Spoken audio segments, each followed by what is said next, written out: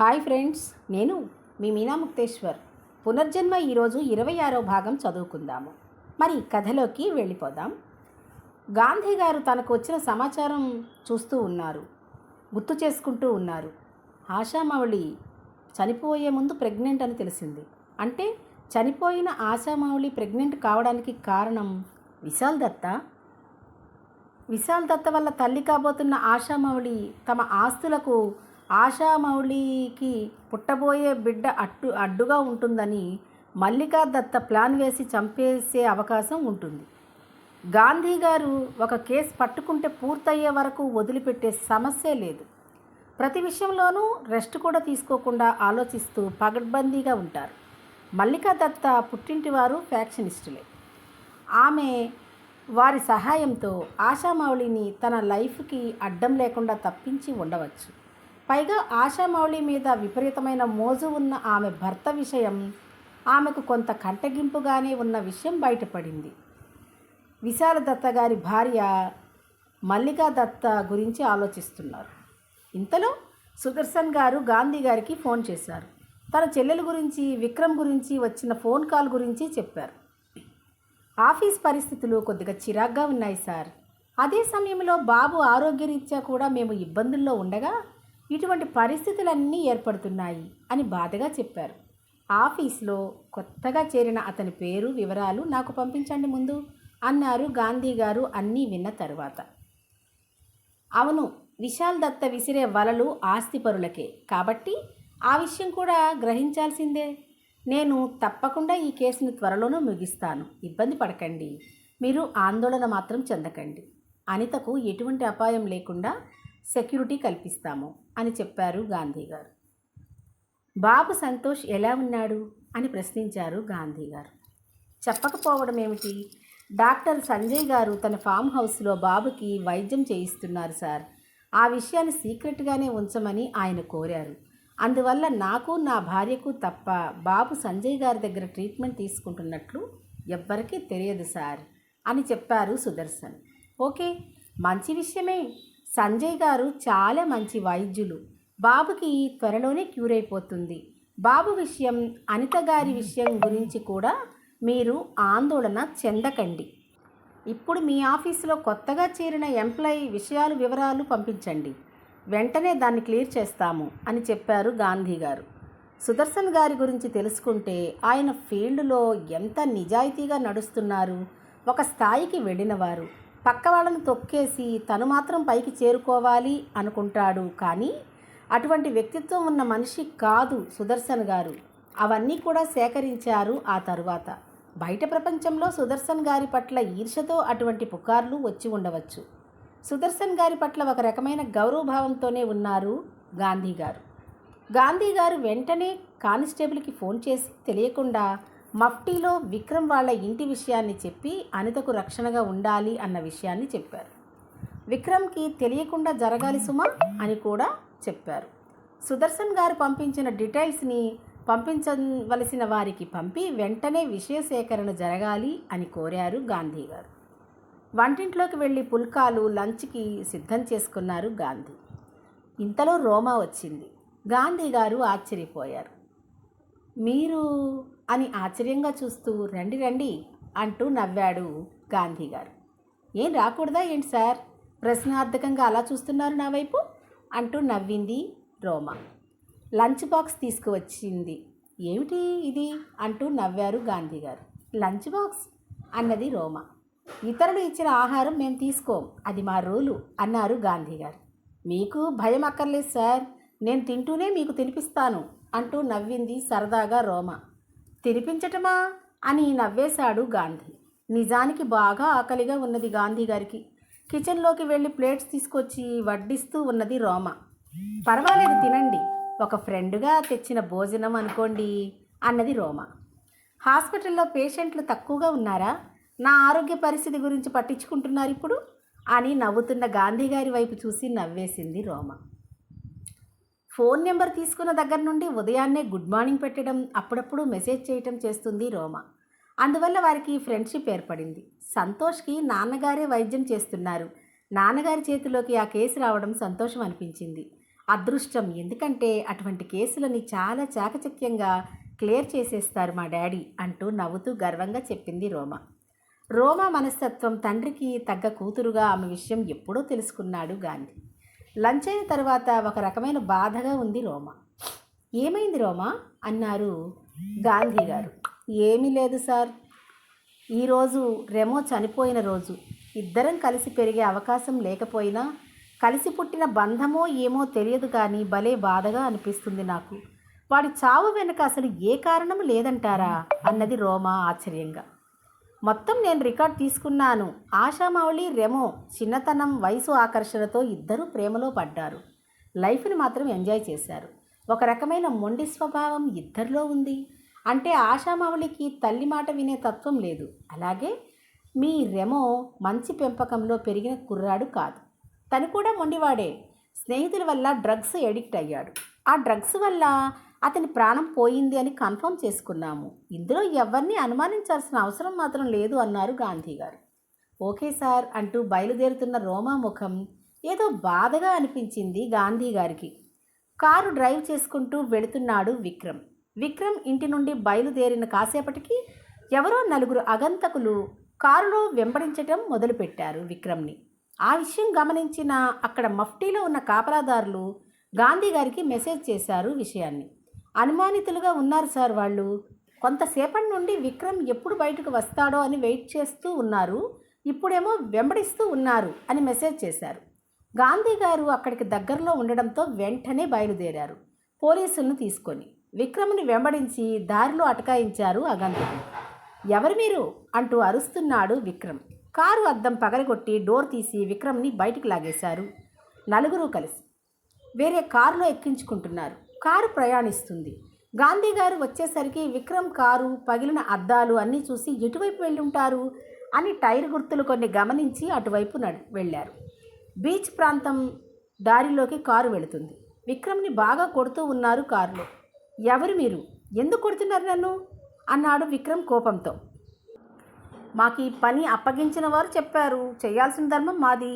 నీకు జవాబు చెప్పాల్సిన అవసరం మాకు లేదు కదా అన్నారు వాళ్ళు కఠినంగా. ఒక చోటుకు లాక్కెళ్ళి అక్కడ సరుకు తోటలోకి తీసుకువెళ్లారు.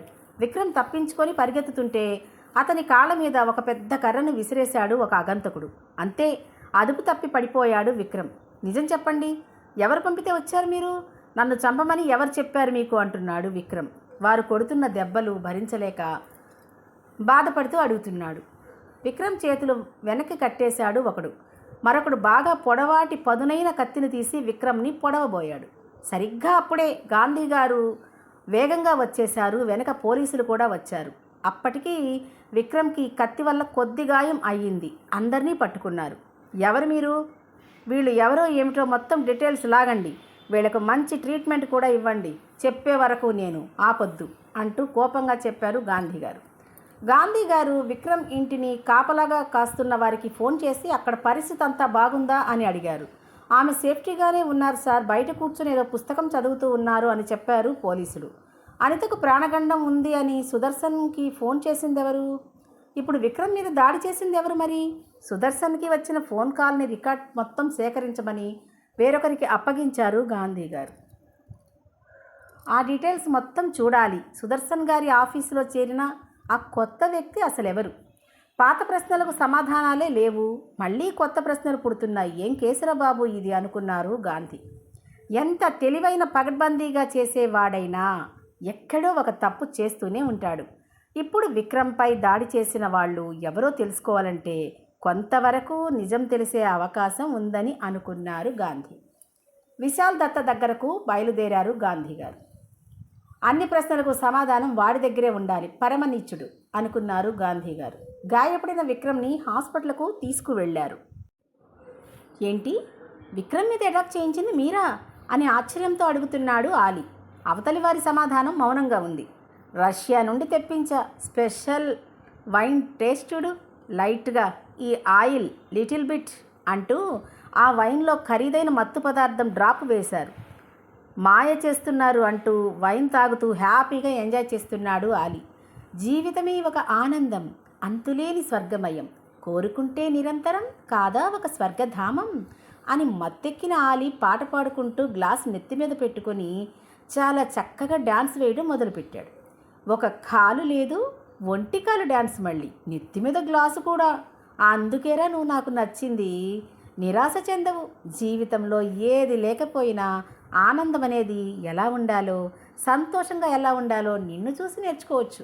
ఇంతమంది ఆడవాళ్ళు వచ్చినా ఒక్కదాన్ని కూడా ముట్టుకోలేవు.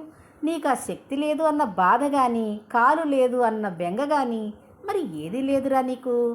నీకు అందుకేరా మచ్చ, నువ్వు బాగా నచ్చావు అంటున్న అవతలి వారి గొంతు విని మరింత వెటకారపు ధోరణిలో డ్యాన్సు విచిత్రంగా వేస్తూ నవ్వుతున్నాడు ఆలి. ఆలీని చూస్తున్న వారు ఆనందంతో నవ్వుతున్నారు అక్కడ. అసలు విషయం చెప్పరా అన్నాడు ఆలి. విక్రమ్ విషయంలో ఎందుకంతటి కఠినమైన నిర్ణయం తీసుకున్నారు? ఏమో, చూస్తుంటే నా విషయంలో కూడా ఏదో ఒకరోజు అదే నిర్ణయం తీసుకుంటారేమో అనిపిస్తుంది అన్నాడు భయం నటిస్తూ ఆలి. నిన్ను అలా ఎందుకు చేసుకుంటాను? నువ్వేది కావాలో అది తీసుకుంటావు అంతే కదా. నమ్మక ద్రోహం చేస్తే అది నేను భరించేది కాదు. వాడు చావాలి అనుకున్నాను, కానీ ఆ గాంధీ స్పాట్లో కాపాడాడు. ఛీ, హాస్పిటల్లో తెలిసిన వారు ఉన్నారులే అంటున్న వారి మాటలకు బట్టు తొందరపడి నిర్ణయం తీసుకోకండి. దయచేసి నా మాట వినండి. చిక్కుల్లో చిక్కకు బట్టు, ప్లీజ్. మీ ఆనందమే మా ఆనందం అన్నాడు ఆలి. అయితే ప్రస్తుతానికి వదిలేయమంటావా అన్నారు బట్టు. కానీ అనితను అంటున్న బట్టు మాటకు వద్దు బట్టు, చెప్పిన మాట విను. నువ్వు మంచివాడివిరా, కానీ ఇలా ఎలా అంటూ బాధగా బట్టు తల నిమిరాడు ఆలి. ఆలి భుజం మీద చేయి పెట్టి బాధపడుతున్న బట్టు వైపు చూసి వద్దురా వద్దు అంటూ ఓదార్చాడు ఆలి. విక్రమ్ని చూడడానికి హాస్పిటల్కి వచ్చారు గాంధీ.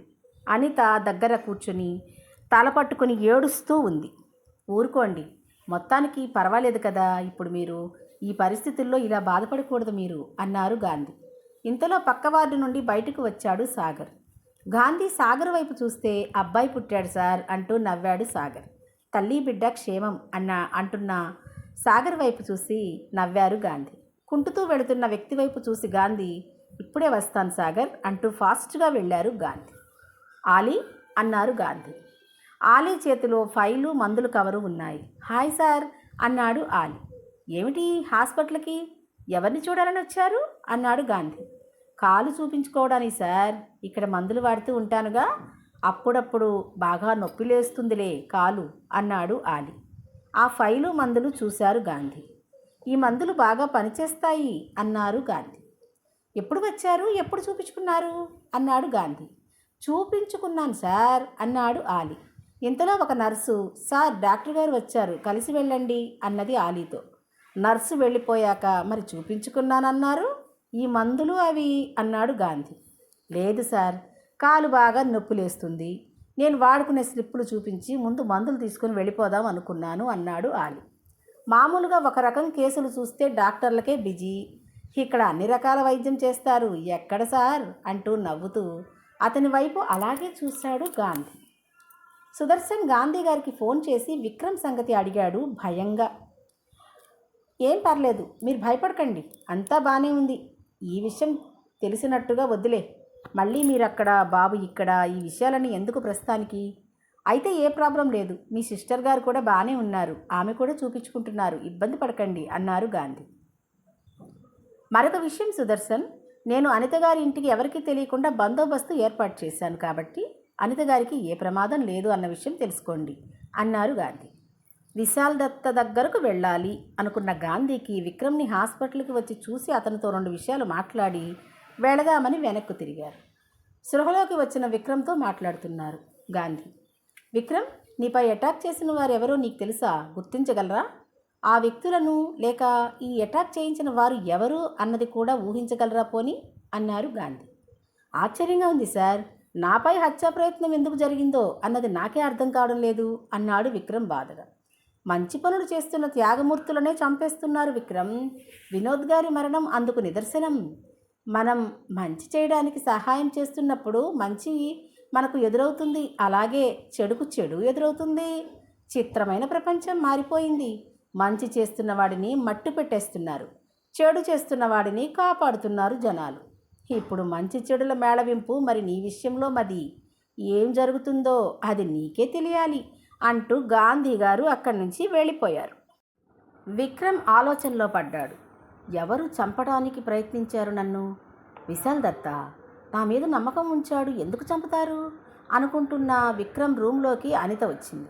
అనిత, ఎందుకు వచ్చావు ఇక్కడికి? హాస్పిటల్ వాతావరణానికి, నువ్వు ఇంటికి వెళ్ళిపో జాగ్రత్తగా అన్నాడు విక్రమ్. ఇలా ఎలా జరిగింది అన్నది అనిత బాధగా. నాకు తెలియదు, గాంధీ గారు కూడా అవే ప్రశ్నలు వేశారు అన్నాడు విక్రమ్. ఆయన మాటలు వింటున్నప్పుడు ఏదో అర్థమయ్యి అవనట్లుగా ఉన్నది అన్నది అనిత ముభావంగా. తన ప్రవర్తన వల్ల అనితకు అనుమానంగానే వచ్చిందా? ఎప్పుడో అప్పటి నుండి కూడా పూర్తి నవ్వుతో సంతోషంగా మాత్రం లేదు అనిత. అలా దీనంగా చూడలేకపోతున్నాడు అనితను విక్రమ్. ఎవరి బాధనైనా చూడగలడు, కానీ అనిత బాధ మాత్రం చూడలేడు విక్రమ్. అనిత, ఇంటికి వెళ్ళిపో, ఏమీ ఆలోచించకు, నీ మీద ప్రాణం పెట్టుకున్నాన్రా అంటూ కళ్ళతో మాట్లాడుతూ చెప్తున్నాడు విక్రమ్. అనిత అలాగే చూస్తూ కన్నీరు పెట్టుకుంది. ఈ భాగం పూర్తయింది ఫ్రెండ్స్. మరొక భాగం